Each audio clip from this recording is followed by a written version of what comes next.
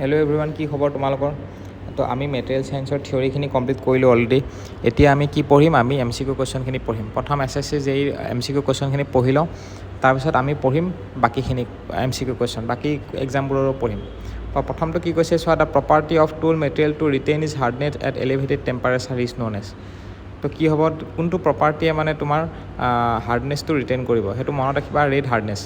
মই যোনখিনি কুৱেশ্যন এতিয়া পঢ়াই আছোঁ না, আজি যোনখিনি কুৱেশ্যন পঢ়াম সেইখিনি কুৱেশ্যন মানে তোমালোকৰ কি হ'ব, মুখস্থৰ বাহিৰে বেলেগ উপায় নাই। এইবিলাকৰ আৰু কি কনচেপ্ট বুজিবা আৰু তোমালোকৰ। আৰু মই গোটেইখিনি কুৱেশ্যন নকৰাওঁ, যোনখিনি অলৰেডি থিয়ৰিত ডিছকাশ্যন হৈ গৈছে যে এইখিনি থিয়ৰিৰ পৰা তোমালোকে নিজে কৰিব পাৰিবা, সেইখিনি বস্তু আমি ডিছকাছ নকৰোঁ। যোনখিনি বস্তু থিয়ৰিত থাকি গ'ল আৰু সেইখিনি কনচেপ্ট নাই, সেইখিনি মানে মুখস্থ কৰাৰ বাহিৰে বেলেগ উপায় নাই, সেইখিনি বস্তু মই ওলাই লৈছোঁ, সেইখিনি বস্তু তোমালোকক পঢ়াম। ঠিক আছে। তো প্ৰথমটো হ'ল তোমালোকে মনত ৰাখিবা, the property of tool material to retain is hardness at elevated temperature red hardness হয়। তো ইয়াৰ এইটো এনচাৰটো কি দিছে চোৱা, red hardness is the ability of the material to retain is hardness at elevated temperature. It is to resist plastic deformation and reduce wear rate at elevated temperature. বুজি পাইছা? এইটোতো কুৱেশ্যন নম্বৰ 3টো পাৰিবা, সেইকাৰণে মই চোৱা নাই। যোনখিনি নোৱাৰা সেইখিনিহে মই চাই আছোঁ হা। তাৰপিছত আহি গ'ল কুৱেশ্যন নম্বৰ 9টো, মই টিক মাৰ্ক কৰি থৈ দিছোঁ, নোৱাৰা যোনখিনি মানে মুখস্থ কৰিবলগীয়া আছে সেইখিনি। নেক্সট আহি গ'ল the percentage elongation measured during tensile indicates। Percentage elongation measured during tensile indicates কি হ'ব? এইটো হ'ব তোমালোকৰ এনচাৰ চি, ডাক্টিলিটি।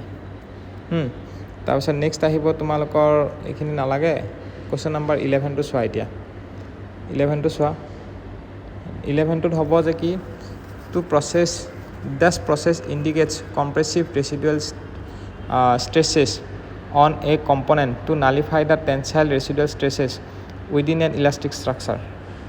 টেনচাইল ৰেচিডুৱেল stresses-টো নালিফাই কৰিবলৈ this process indicates compressive residual stresses। এইটো অপশ্যন নাম্বাৰ চি হ'ব, এ হ'ব।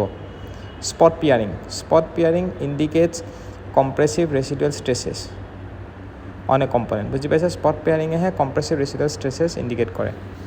নেক্সট আহিব তোমালোকৰ কুৱেশ্যন নম্বৰ 13টোত কি সুধিছে, select the statement that is not the characteristics of tool steel.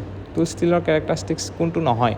Option এটো নহয়, it is A steel with 0.3% to 0.6% carbon by weight. এইটো নহয়, কিয়? কাৰণ আমি জানো যে ষ্টীল হ'ব লাগিলে ষ্টীলৰ ৰেঞ্জটো কিমান আছিলে, অলমষ্ট 0.1 পৰা তোমাৰ কি হ'ব লাগিব, 0.5 বুলি ধৰা, 0.3 বা 5 তেনেকুৱা, আৰু তাৰ মানৰ পৰা অলমষ্ট 1.5 1.6 তাৰলৈকে যাব লাগে, হয় নাই?